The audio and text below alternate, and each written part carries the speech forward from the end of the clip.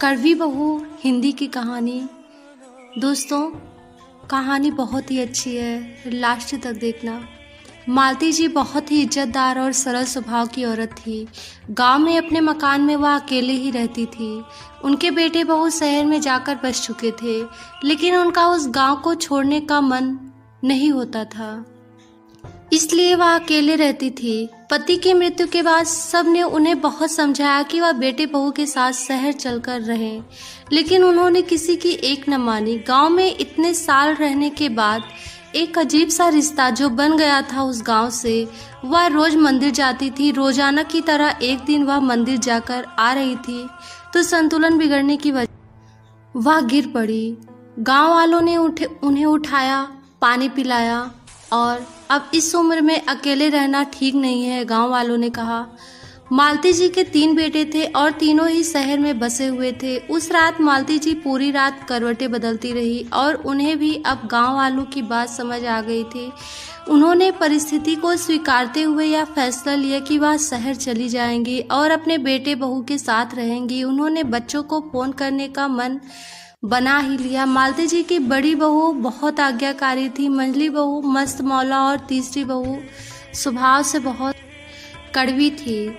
मालती जी धार्मिक प्रवृत्ति की थी और कभी भी कि कोई तीज त्योहार आता तो पहले से ही तीनों बहुओं को बता देती थी। बड़ी बहू और मंझली बहू तो बहुत खुशी खुशी व्रत करती थी, लेकिन छोटी बहू कभी भी उनकी बात नहीं मानती थी और कहती कि आप मुझे फोर्स करके व्रत रखवा कर सारे त्योहार का मजा किरकिरा कर देती हो। मालती जी को वह एक आंख नहीं भाती थी और वह उसे हमेशा व्रत जप करने के लिए कहती रहती थी कि शायद इसके कुछ पाप धुल जाएं।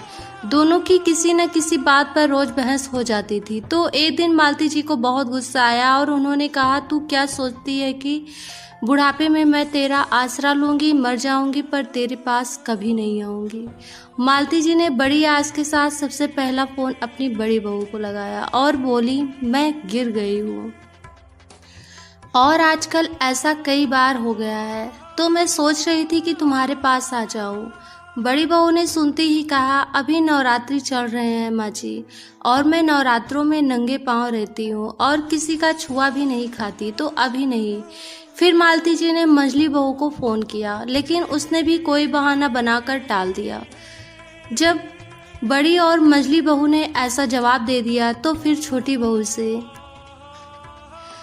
तो पहले से ही स्वभाव की कड़वी है।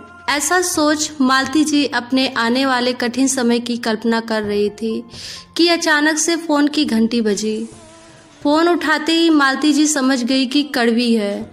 कड़वी ने फोन उठाते ही बोलना शुरू कर दिया, गिर गए ना, आपने तो बताया नहीं, लेकिन मैंने भी जासूसी छोड़ा नहीं। आज आपके पोते को भेज रही हूँ लेने के लिए, आ जाना, ज्यादा नखरे मत दिखाना।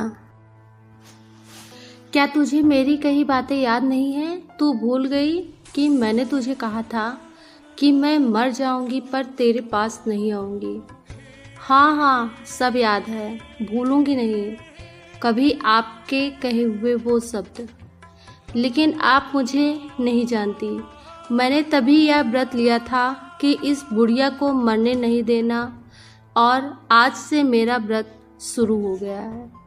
तो फ्रेंड्स, कहानी आपको कैसी लगी कमेंट बॉक्स में ज़रूर बताना। Thank you.